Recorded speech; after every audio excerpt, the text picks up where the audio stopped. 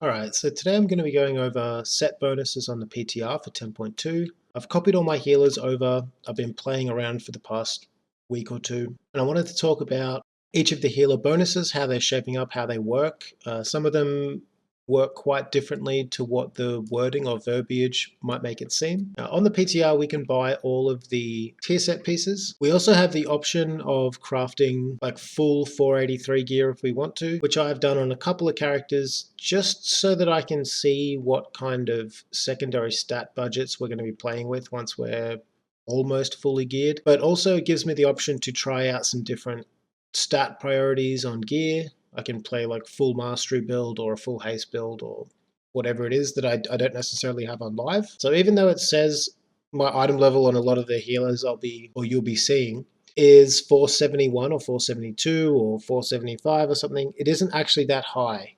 So in all of the dungeons that we test when we go in, we get scaled down to either 440 or 454. So the numbers I'm talking about will be at roughly those item levels, which is somewhat similar to what we have on live. First up, we've got Mistweaver. So the 2-set bonus applies an extra buff to targets you apply Renewing Mist to, that increases the healing they take from you by 50%.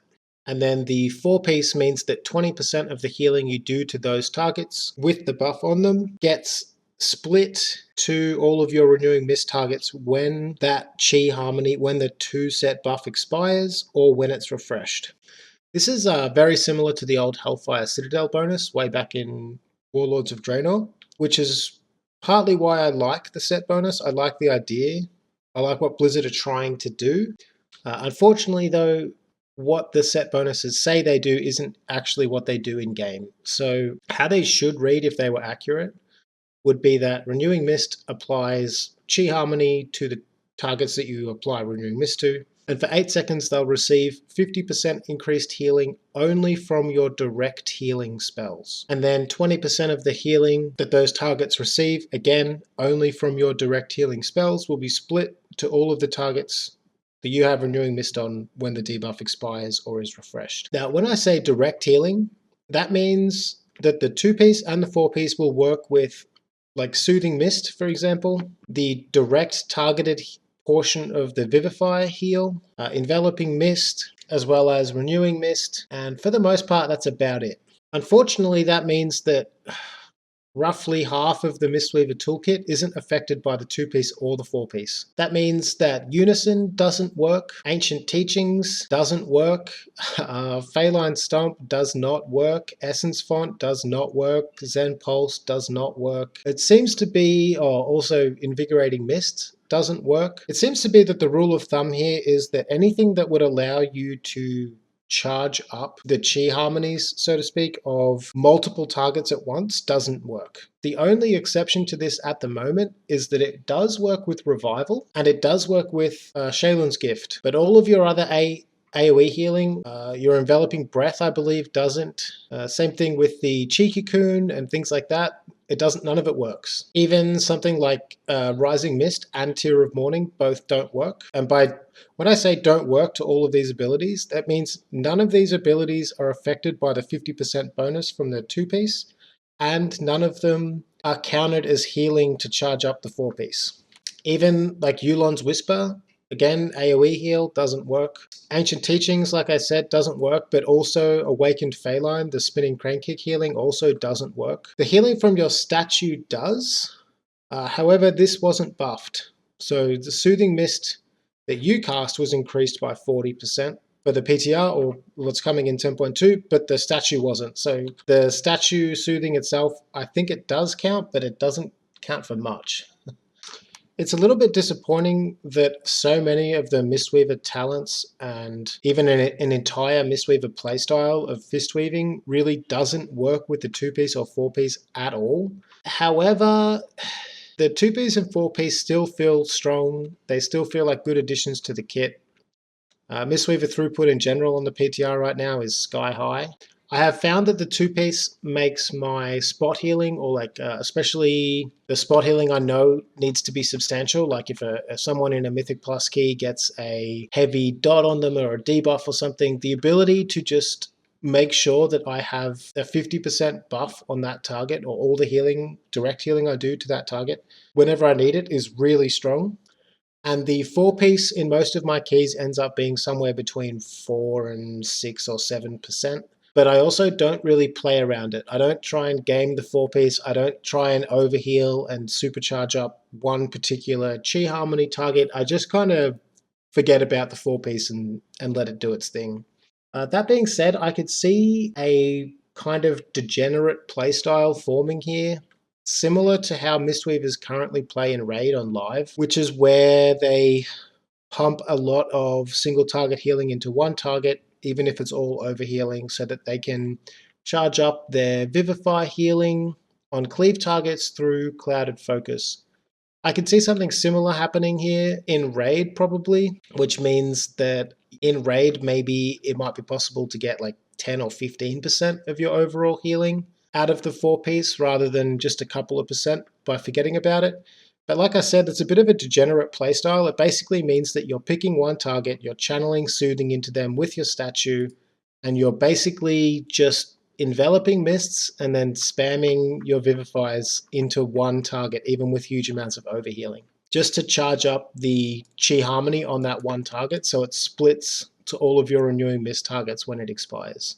All in all, it feels similar, like I said, to the Hellfire Citadel bonus, but just worse. It's just a worse version of Extend Life, unfortunately. It would be kind of nice if it worked. I mean, this effectively would be the Hellfire Citadel bonus, but it would be nice if it worked the opposite way, right? Like, make it so that the targets I apply Renewing Mist to get Chi Harmony or something, and then 50% of the healing I do into other targets gets replicated into the Chi Harmony target. That would be cool. Unfortunately, especially the buff to Vivify, Soothing, Enveloping, and now with the 2-piece and 4-piece that works the way it does, it really makes fist weaving feel like less of a thing you do to heal and more of like when you don't have any healing to do, then you can fist weave.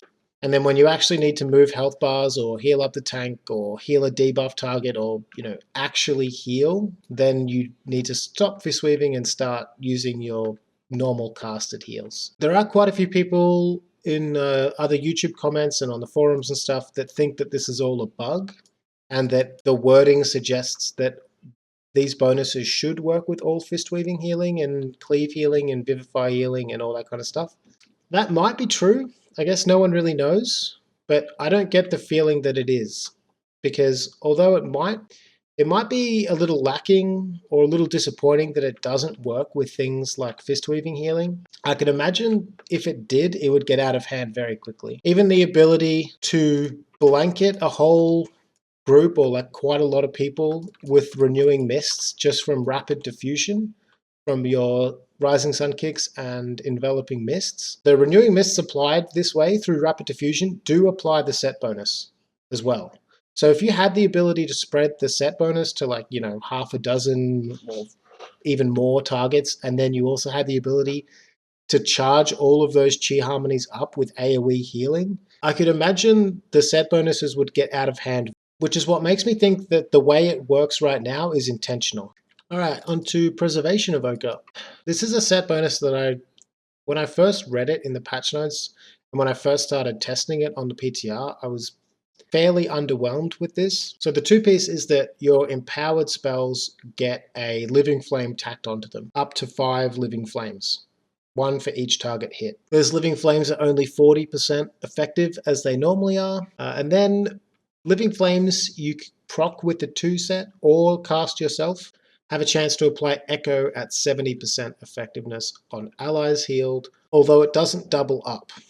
So it'll randomly go onto a target. If the target it randomly goes onto already has Echo, it will instead jump, I guess, to another target and echo something else rather than overriding the one that was already there. Like I said, when I first read this and played with this, I thought, yeah, that's going to be pretty good in Raid. Not really because of the Living Flame aspect, but more because of the Essence Burst proc. I just figured that Preservation Evokers are pretty much going to be using their empowered spells at all times anyway, and now they get something that adds 5 chances at an Essence Burst proc onto every empowered spellcast. This one is also a little bit interesting There are a couple of reasons here. The first is that you can proc multiple essence bursts from a single volley, so to speak, of living flames. So that's, I guess, cool. But the second thing is, and I didn't really think it would work this way, but I tested it anyway just to be like doubly sure. Turns out that it does work in a weird way. So for whatever reason, I'm not sure if this is a bug or not, but okay, let's say that I have an echo applied to someone, or let's say I have multiple echoes out or whatever, and then I hit Dream Breath. What happens, for some reason, it might be the way it's coded, like I said, it might be a bug, don't really know, but what happens is that I will proc the Dream Breath, which will get echoed, and then I will also echo a Living Flame. I might do this again just to make it a little bit clearer. We echo and then we Spirit Bloom. You can actually see it. You can see the two living flames going off. So I echoed the rogue. I got the normal Spirit Bloom cast, the echoed Spirit Bloom cast, the living flame that gets proc or attached onto it from the two-piece, and then I got another living flame echoed onto it as well. It's also worth noting that the four-piece reads that the echo is applied at 70% effectiveness. This is one of the few set bonuses on the PTR at the moment that the set bonus itself, or whatever procs from the set bonus, is affected by talents. So it says 70%, but if you have taken Time Lord on the talent tree that increases your echo replication healing by 50%, it's actually 105%. So you do get the full value of any echo applied. It is also possible to proc an echo on 2 targets from the proc of the both living flames onto an echoed target when you use your empowered cast. I know it's a little bit difficult to understand, especially just from me saying it, but I guess what I'm getting at here is if you have a lot of echoes out, like there have been quite a few times in Mythic Plus keys where I've had 3 or 4 echoes out on the party, and then I would like Dream Breath, and it would echo the Dream Breath and send out the Living Flames and echo the Living Flames, and then it would also proc multiple echoes again. So I could kind of replicate a lot of my healing, get extra value out of the Living Flames, and then still get all of the echoes back that I consumed with the Dream Breath, if that makes sense. It is quite random. Sometimes you get a couple of procs, sometimes you get none on the echoes on the 4-piece. It feels like it's about a 20% chance. It doesn't say, but yeah, it feels like if you hit 5 targets with Dream Breath and each of those 5 targets get a living flame on them, there's a good chance you'll get 1 echo from that empowered cast. If you have echoes up on those targets already, there's a good chance you can actually consume 3 echoes and come out with 3 echoes, or 2 echoes at least. There have been quite a few times on bosses and in trash packs in keys where I press echo the spell itself 0 times and I can still have 20 or 30 echo hits on a boss fight because I'm just proccing that many free echoes. It's also kind of a weird thing where the more echoes you already have out and the more you proc again. So it didn't feel that crazy when I played without Temporal Anomaly with Resonating Sphere. But once I did start playing with that, that's when it felt a little bit like I just always had echoes out at some point, randomly, but always out. The other really nice thing about this bonus, especially with the Echoed Living Flames, it gives you a lot of Essence Burst procs. Like a lot, like more than I really know what to do with in a Mythic Plus environment. It made my healing feel like really high if I needed it to be. It also made it feel like I could just spam Disintegrate so often.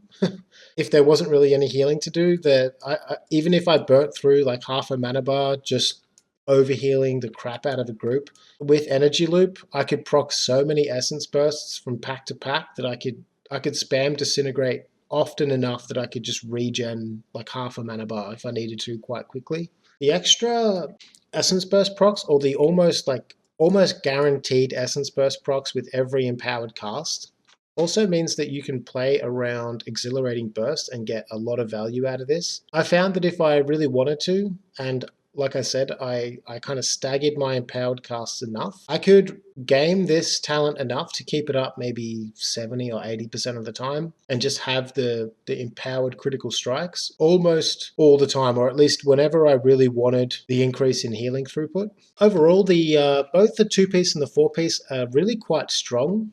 Like I said, I'm not sure if this is meant to be how it works. I'm not sure if it's a bug or not. But I imagine this will be very, very strong in any environment where you can get good value out of Essence Bursts by getting good value out of Emerald Blossoms. For those who don't know, if you proc a Essence Burst and then use Emerald Blossom, you actually, not only does the Essence Burst make the Emerald Blossom cost no essence, it also makes it cost no mana. So I could imagine Preservation Evokers in Raid especially playing quite conservatively with their mana by just really pressing their empowered spells on cooldown, getting a lot of Essence Burst procs, and then using all of those Essence Bursts on completely free Emerald Blossoms to get quite a lot of value out of that. I also found that it meant that if there was ways for me to get good value out of the extra Essence and Essence Burst procs I had available, I really noticed it. And that was, like, let's say I've been doing most of my healing testing in 20 Waycrest Tyrannicals on the PTR to try and take each of the healers into effectively the same key and kind of see how it performs, get an idea of damage patterns and how they feel. And like going into the Waycrest Sisters, for example, being able to bank enough essence that I could like pre-echo the whole group, get a big Dream Breath out for my AoE healing, then also echo some target like the tank if he was getting smashed, or echo whoever was getting the Thorn Bolt on them, while also using essence to use Disintegrate and do damage. I felt like I had enough resources, even excess resources, that I could really kind of like, I could preempt a lot of stuff. I could just apply extra echoes or do a little bit of extra damage or whatever without really having to use many of my normal resources, which felt pretty good. Where some other healers, it might have been a little bit of a struggle if the DPS who got the Thorn Bolt on them wasn't using a defensive or helping with self-healing or anything like that. On Preservation Evoker, that just wasn't an issue. I always had the essence available to do damage and AoE heal with Emerald Blossom and use echoes to cover targets who might be taking a little bit of extra damage because they weren't moving for the curse debuff, and have enough essence to like echo whoever the target of the Thorn Bolt was, and then, you know, just throw a Verdant Embrace into them or something. I felt like I had enough essence to do everything, which felt really good on Preservation. All right, up next we have Discipline Priest. This is one of those set bonuses that, I mean, it probably doesn't look like much, but I think this might be the strongest set bonus for all healers on the PTR right now. I imagine this gets nerfed pretty heavily, both the 2-piece and the 4-piece. So the 2-piece, Smite and Penance damage increased by 20%, and Smite extends the duration of a random active atonement by 2 seconds. The 20% damage bonus is just nice. Yeah, like that's cool, we'll take that. Smite and Penance increased by 20%. That's always going to be a win, especially with Mind Blast effectively being removed, or at least like minimized in many ways, such that you basically just play Disc by spamming Smite and Penance right now. The Active Atonement extension by 2 seconds, the random one, it isn't hugely noticeable, but it also isn't bad. Like there are quite a few times or situations when it might just be the tank who's taking damage, and I can spend the entire pool just DPSing and spamming smites to do maximum damage because I don't have to worry about reapplying atonements as often. The 4-piece Smite has a 100% chance to cast an additional time during Shadow Covenant, dealing Smite's damage. It's basically just during Shadow Covenant, when you cast Smite, you get 2. Now, like I said, it doesn't seem like much, especially because I think a lot of people still have in their head this idea that Smite is just, it's not a very powerful spell, it's pretty weak, it doesn't do much damage. It's your kind of filler between your actual meaningful button presses as Discipline. That isn't really true anymore, especially when you get double value out of it from the 4-piece. So the 2-piece buffs Smite by 20%, and then Blazing Light increases it by another 15. And then also you have Schism that got changed, so that if you now take the Malicious Intent talent, Schism means every time you press Mind Blast, you do 10% extra spell power damage to one target, and it's up almost all the time. It lasts 15 seconds, has an 18-second cooldown at 34% haste. So you've got your normal Smite, and then you're buffing it by 20% from the 2-set, and then you're buffing it 15% from Blaze of Light, and then you're buffing it again by 10% on Schism, and then you're also buffing it again with Words of the Pious on the class tree, 10% additional damage for 12 seconds after you press Power Word Shield, that's pretty much always going to be active just by playing normally. And then you also get Unwavering Will. So while above 75% health, the cast time of your Smite is reduced by 10%. So it gets to this point where you have so many talents individually buffing Smite that Smite kind of slaps now. It does act like a lot of damage, especially if you can get a 4-piece that just doubles it.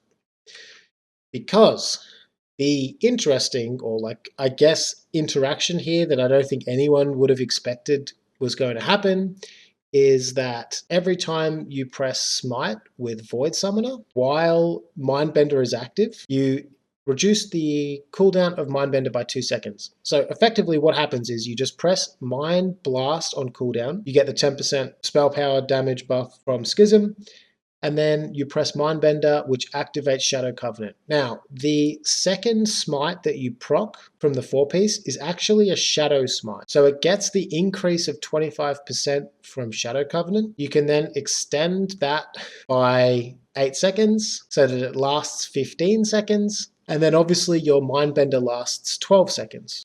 So what this also effectively means is that all of this stuff works with the second Smite proc. So you press Smite once, you get 2 casts of Smite. The second Shadow version is buffed by an extra 25%. And then both of those Smites reduce the cooldown of Mindbender by 2 seconds. So for every 1 cast of Smite, you wipe off 4 seconds of Mindbender cooldown.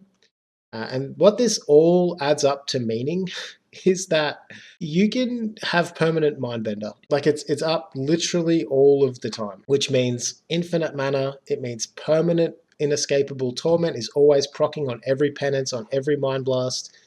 You're getting double Smites all the time. I don't think there's any way this makes it live. I think this gets nerfed pretty heavily because I know this character is 474. It's very it's full basically 483 gear other than tier slots. But I can keep Mind Blaster up all the time, and I can do 90k sustained DPS to one target, which is it's so much higher than any other healer is capable of. And I also don't think permanent Mindbender with permanent inescapable Torment Cleave, with almost permanent Schism, with permanent Shadow Covenant active, I don't think any of that is intended. So yeah, this set bonus, the 2-piece and 4-piece are both crazy. I don't see it staying this way. It has made Discipline throughput feel, especially just Atonement throughput, feels insane. In past patches, past expansions since Legion, Atonement, especially in Mythic Plus, has been the kind of thing that you play around when you're not worrying about people dying. And then as soon as you have to worry about that, you swap to kind of triage healing. You're using your Rapture, or you're using your Powered Radiance charges, or you're just spot healing with Flash Heal or whatever. You stop Atonement healing and you stop DPSing to actually heal. That isn't really the case anymore. The ability to have Mindbender up all the time, the ability to just have all of your cooldowns permanently rolling, and the 50% atonement buff in dungeons means that Discipline throughput it's through the roof right now. It's crazy. The whole party could drop to 20% or something, and if I have atonements on them already, I'm not stopping my DPS to hit my radiance or something that I probably would do in live. But on the PTR, No, like I can top the whole group from basically dead to 100% inside of probably like one penance cooldown. I have healed a couple of Waycrest mana 22 Anicles on all the healers. And in the clean groups especially, I can finish the dungeon with Atonement being my top healing, Atonement Critical Strikes being my second top healing, and both of them being 90% overheal. Like, the amount of healing that you can do as an Atonement-based Discipline Priest now is nuts. So it's very powerful. Objectively, numbers wise, like numerically, it's crazy, right? I expect the 2-piece and the 4-piece or some combination will get nerfed. That's fine. From a playstyle perspective, I don't think it's a step in the right direction. I think it might do a good job of bringing more people into playing Discipline, because you're not really worried about Twilight Equilibrium anymore, not really playing around Expiation or even Harsh Discipline. You're not trying to weave in a lot of different spells to heal. You're kind of just applying Purge the Wicked, one target maybe per pack, or two, pressing Penance on cooldown, and then literally just spamming Smite. That's it. I guess you press Mind Blast on cooldown too. You can Mindbender when anything happens and you want to do some more throughput. It's a very simplified spec now. That being said, like I said, most of these Waycrest 20s I do on Discipline, I'm going in there and pressing Smite 400, 450 times. It's powerful. It's really fun to be powerful, but the spec and the playstyle itself, I don't think is particularly fun right now. Spamming one button 400 times in a key is not really my idea of a good time. But we'll have to see how Disc fares once the set bonuses get fixed, or significantly nerfed, I guess. Alright, as for Holy Priest, the 2-piece attaches Renew to your holy words. This is actually kind of similar to the Preservation one, but the Preservation one's just significantly better. Okay, so when you Serenity, you apply 14 seconds of Renew to your target, and when you Holy Word Sanctify, you apply 5 seconds of Renew to the 5 targets it hits. And then the 4-piece is that your Renew ticks, or your Renew healing, has a chance to cause your next Holy Word Sanctify or Serenity to not consume a charge when cast and cost 50% less mana. Can stack up to 2 times. On paper, both of these bonuses sound pretty good, and the 2-piece is also bugged in our favor. So at the moment, Empowered Renew doesn't work with the set bonus, but Rapid Recovery does. And it doesn't reduce the duration. So it's kind of nice in that you can take a talent that increases the power of your 2-set by 35%, but it still kind of sucks, unfortunately. This might be good in Raid. I'm not really too sure. Unfortunately, in Keys, it just didn't feel very impactful. I think I'm getting like 4 or 5% of my throughput from Renew, and I am the type of player that really doesn't press Renew on my Holy Priest at all. So I guess a 5% buff from your 2-piece isn't bad, but it is boring and it isn't really noticeable. Also, the 4-piece, it just doesn't proc. I don't know, it must have like a 1 proc per minute or something at the moment. Even if I play around Renew and keep a couple rolling on the party at all times, and I obviously am using all my Holy Words to apply extra Renews, I could still go through a whole 4 Holy Words and not get a single proc. I could go like a whole trash pack and not get a single proc. I've actually fought multiple bosses over 2 minutes or 2 minutes 30 in some dungeons and not had a single proc of the 4-piece. So maybe that just needs to be buffed, but overall it is quite underwhelming. The 4-piece also doesn't reset the cooldown, it just makes your next one free and not incur a cooldown. Overall, I'm a bit whelmed, right? It's not great. I guess it's not too bad. It's just kind of eh. The one nice part is that the buff you get from the 4-piece to make your next Holy Word free and cost no or have no cooldown, that doesn't have a duration.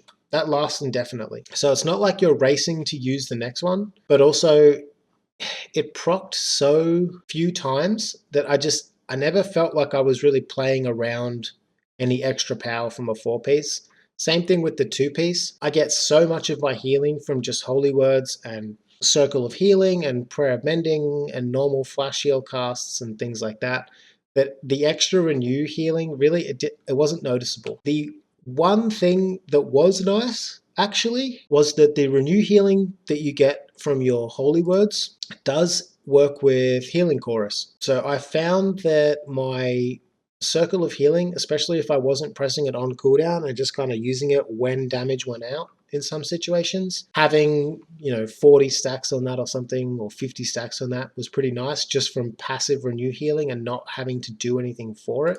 But yeah, like I said, overall, I don't think it's a particularly good, fun, or powerful set bonus. It doesn't really change the way I play Holy Priest. It doesn't impact my decision making. It's just a bit eh. Alright, up next is Restoration Druid. Fair warning, I haven't played Restoration Druid seriously since Wrath of the Lich King. It's the kind of healer I always get to max level every expansion, and I always muck around on it a little bit. Maybe a couple of weeks I'll actually play it, and then I kind of move on or go back to what I was playing. It's always felt like a healer that's had a lot of busy work to me, and it's also often felt like the healing profile that I have as a Restoration Druid often doesn't really match the incoming damage patterns. That's not speaking about Raid, this is just in Mythic Plus.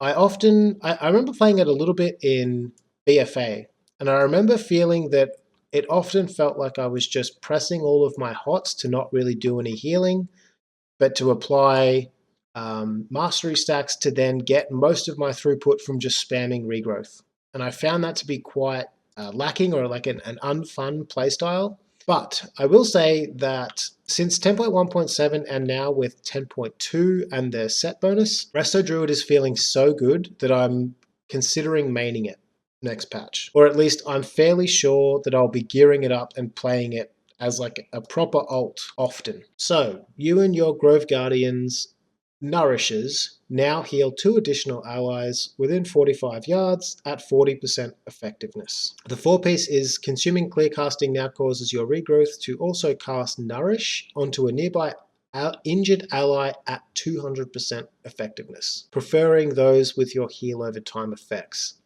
Now, when I first read this, I thought there's no way that the 4-piece works with the 2-piece, because that would be kind of insane. You would just get these like completely nutty 300% effectiveness nourishes every time you use a regrowth on with a clear casting proc. But no, they do.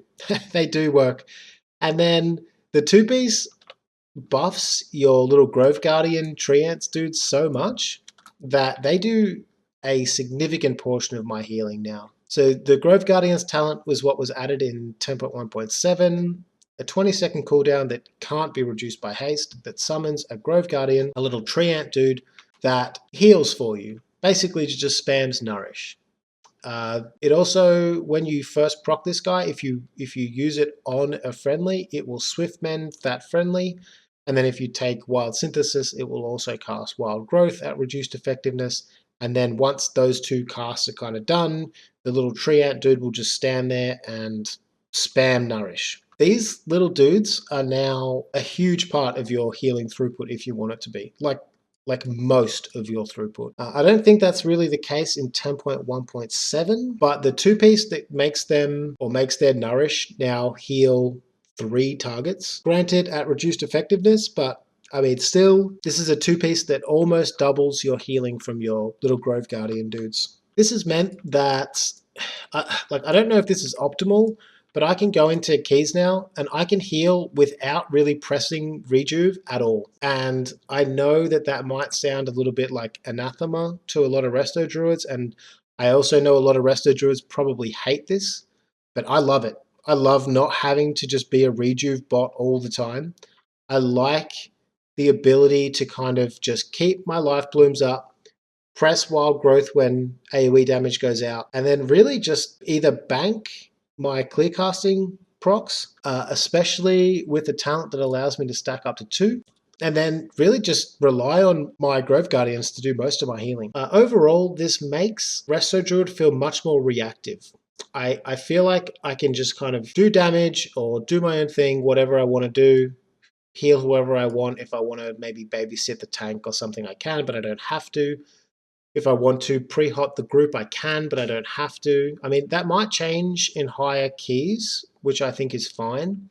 But for the most part, I can really get away with just waiting until damage goes out and then pressing buttons on a Resto Druid, which feels really good. I really like it. It also means I can get a good amount of throughput out while I'm playing defensively. Like if I want to sit in bear, or some kind of like big damaging event that's going out, or if I need to move a lot, or I want to go and pick up an orb on the ground like in Waycrest, or if I want to move a lot when the curse debuffs come out, or if I need to do some kind of mechanic, or I want to do something, or like help kill a priority target or something like that, I can still get a lot of good value healing out of using my Treant dudes while doing other things. And that's what feels fantastic. I've also found that mana playing this kind of way feels like absolutely insane. I think I honestly wouldn't have dropped below 95% mana for most of the keys I played. And that is because most of my healing comes from clear cast procs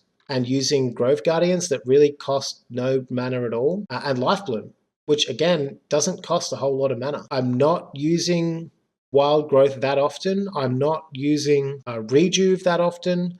I'm not using, I guess, a lot of the other buttons I could be. I'm just not having to press. The other big part of the, I guess, the other set bonus that allows me to do a lot of this, like get a lot of good reactive healing out, or get a lot of good burst throughput after the damaging event goes out, also comes down to the 4-piece.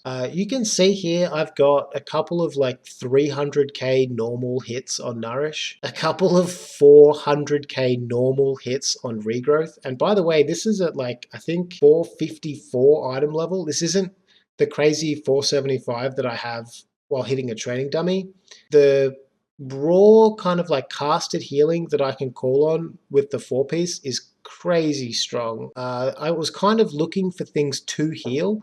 I found that even going into like the Witches Sisters in Waycrest, when the curse debuffs come out, I just wouldn't move because then at least I had something to heal, and I could pretty routinely and confidently top up 3 targets or so every regrowth cast with the Nourish procs, even if they're at like 30 or 40%, a single cast would get them back to full.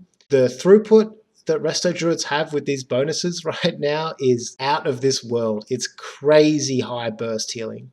It's not necessarily very high sustained healing, because if I don't get clear casting procs, or I don't have multiple charges of my Grove Guardians to use, then my healing isn't going to be like nuts. But if I am banking those charges and those procs for when I need them, the amount of throughput I can combine into a very short amount of time is, I think, unsurpassed. It is a little bit sad as a long-time Mistweaver player to see Restoration Druids be given basically just a better version of something that originated with monks in Shadowlands. The Grove Guardians feel a lot like just a more modern, more streamlined, better version of the monk Venthyr ability, or Venthyr Covenant ability in Shadowlands that summoned the little bros that healed for you. This is like that, but way better. Like way, way better. Because it's the monk version was more of like a cooldown, whereas this druid version is like you can have it up when you need it. And you can have it up in a big burst if you need it. You can have it up in a kind of sustained, prolonged fashion if you need it. Overall, it's a really fun healer at the moment, as well as being really powerful. So I'm excited to gear up my druid and like get into more content on it with the Grove Guardians next patch, especially PvP. I haven't really talked about this much yet. I'll probably be making videos about it in the future. But the most exciting part of 10.2 for me is the introduction of the Battleground Blitz. Being able to play non-arena PvP as a proper competitive game mode at some point in the future is going to be really, really fun. And I'm looking forward to doing that on a Resto Druid. All right, on to Restoration Shaman. I wish I had better things to say about this. My notes for Restoration Shaman, they don't bode very well. They are, have you ever wanted to go like out of mana, by pressing nothing but Riptide and Healing Wave? If so, Restoration Shaman might be the healer for you in 10.2. Now, obviously, that is a little bit hyperbolic. I don't think they're like that bad, but compared to some of the fun toys and some of the just straight up like improvements to areas of the toolkit that other healers got, Restoration Shaman didn't get any of that. So the two set, Chain Heal, Healing Surge, and Healing Wave, mark their initial target with a tidal reservoir, causing them to receive 20% of all Riptide healing you deal for 10 seconds. And then basically the Riptide healing on targets with the tidal reservoir has a 10% chance per tick to spread to and create a fresh Riptide on a nearby ally, and Riptide healing is increased by 15%. This is cracked for raids, right? I'll say that. In any environment where, I mean, at the moment, you can keep Riptide up on 20 targets without even pressing Riptide, actually. Once you get enough of them, you basically just spam whatever button you want to apply the tidal reservoir, and your Riptides will self-propagate, self-refresh, and keep themselves going. You can keep a whole raid covered in Riptide with this set bonus. So in that sense, crazy strong. I don't see it going live that way. I mean, shockingly enough, I think that'll get nerfed. But for keys, this whole 2-piece, 4-piece just falls completely flat. I don't think it's particularly powerful because I felt like I could already have Riptide up on the whole party pretty much all the time anyway. The Riptide healing increase by 15% really just doesn't cut it when you look at what other healers got. And then the tidal reservoir targets receiving 10% of all Riptide healing you deal. It doesn't really end up being as much as you might think it would. Even with Riptide up on your whole party all the time, it isn't a crazy amount of healing. I mean, yeah, it's kind of nice, but it isn't nuts. It also, unfortunately, doesn't interact with like Primal Tidal Core. The extra Riptides procced or spread don't count for Primal Tidal Core. Overall, the whole Resto Shaman just felt by far the worst healer to me. It's probably like Holy Priest levels for me. I went into the same keys that I kind of breezed through and were looking for things to heal and looking for like extra challenging things to do, or double pulls, or like maybe we just stand still on the curse debuff on witches just to heal stuff, because what I get from my set bonuses on other healers was so crazy that I kind of wanted to see. I needed to fail mechanics or do things the wrong way just to take enough damage to be able to test them out. And then Resto Shaman felt like the opposite. I went I did a couple of lower keys on this guy first, actually, like 18s, I think, a couple of 18s, a Tal and a Waycrest, because it's been a while since I played it, just to kind of test things out and to make sure that my item level got scaled up to 454, which it did. But then, yeah, there were times where I could go from pack to pack, or let's say from boss to boss, maybe like 5 to 10 minute sections, where I would really be not doing much other than just pressing Riptide and a couple of healing waves here and there, and I would still go Like it's actually insane how some healers are just not spending mana at all. Like Mistweavers can just sit on 90% or higher mana the whole key and 20 mana T stacks and just never need them. Resto Druids, if they're playing around the 2-piece and 4-piece with Grove Guardians, they probably won't ever drop below 95%. And then for some reason, Resto Shaman's like, oh, you're pressing Riptide on cooldown and you're using a couple of maybe healing surges or healing waves, maybe like one chain heal every now and you're at half mana. The whole thing feels terrible, and the set bonuses just do not feel powerful in a Mythic Plus environment. This ain't it, in my opinion.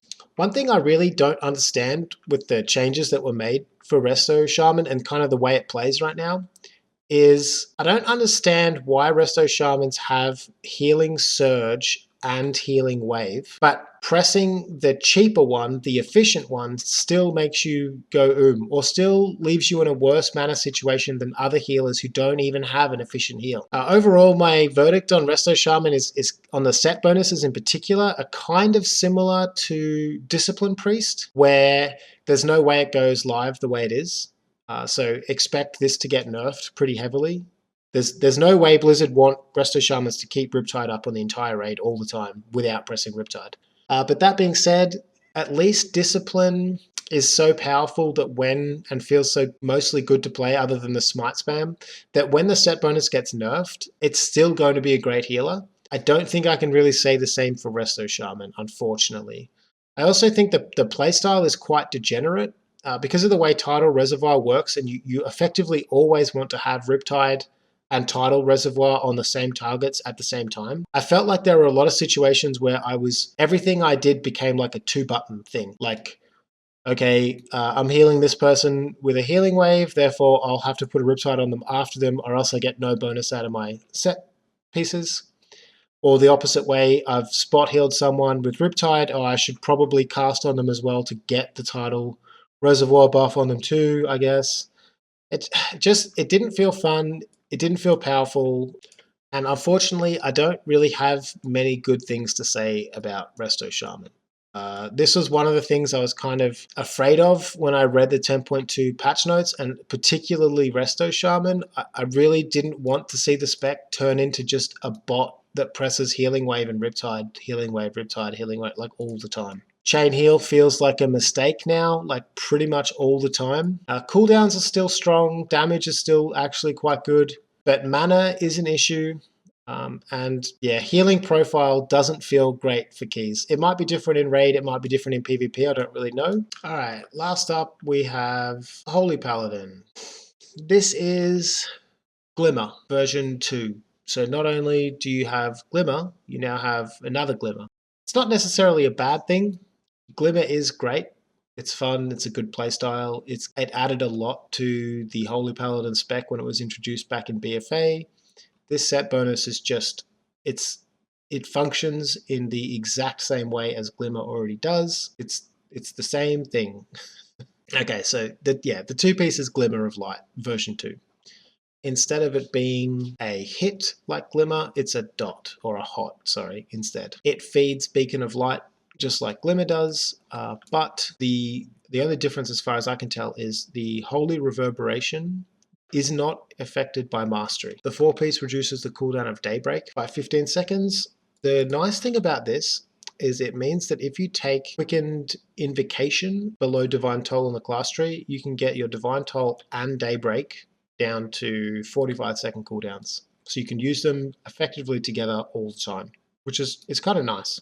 Overall, I don't really have anything particularly good or bad to say about Holy Paladin. I don't think it needed any set bonus to kind of shore up its weaknesses in its toolkit. I think overall Holy Paladin is fine in that regard. It doesn't really have any holes that need to be filled.